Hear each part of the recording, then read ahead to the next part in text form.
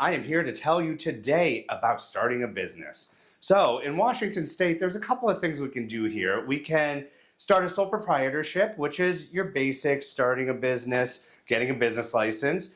What we see a bit more often is starting a business entity with the Secretary of State. Today, we'll talk about for-profit entities, particularly LLCs. So there's two main types of entities that are formed here. There's limited liability companies and there's corporations.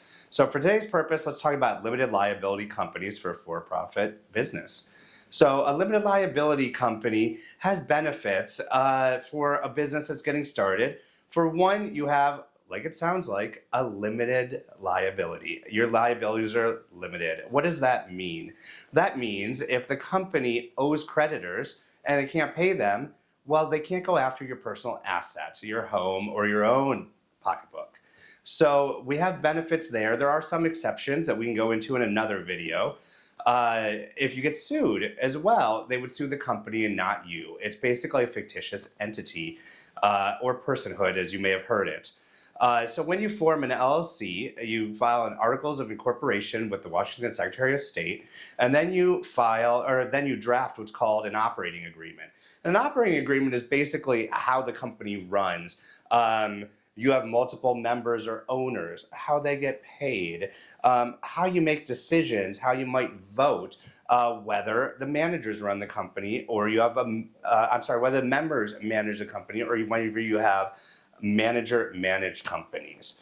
It can also discuss timing of payment to the employee or to the members in terms of profits or distributions, we call them for LLCs.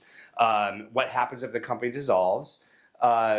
What happens if the company gets sued? How do you handle that? What any member can do on their own behalf. It can also go over such things as what happens if a person leaves. Do you buy out their equity or their units or shares at a certain price? Do you use an appraiser? Do you have a method of accounting?